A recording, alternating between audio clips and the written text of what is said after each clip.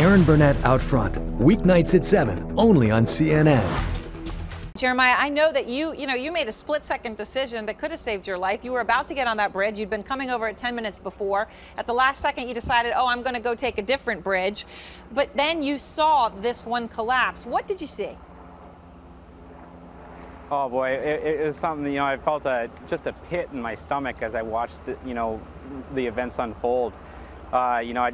My peripheral vision catches the dust going up, and as a firefighter, I've seen that scene so many times, and then to see the bridge start to actually cave to it, it was surreal. It was just unbelievable. I felt this pit in my stomach, thinking I was almost over there, and then the instincts kicked in, and it was to response mode. So I whipped a U-turn on the bridge and got over to the scene as quick as possible.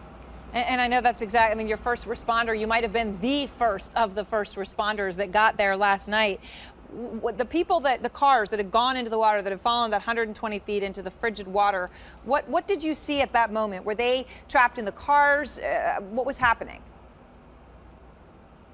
That was certainly a concern of mine. When I was driving over to the bridge, the dike kind of blocks my view of the river of where the scene was.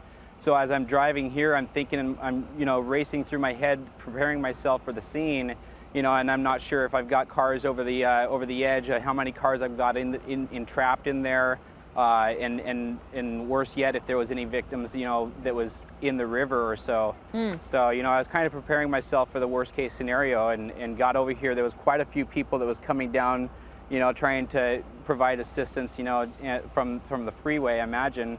I started yelling out as many to them as I could in terms of trying to determine if any of them were, emergency workers and such, and that could provide a hand to me.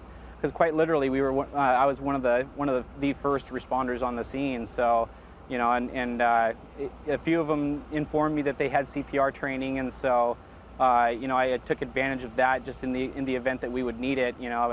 Got down.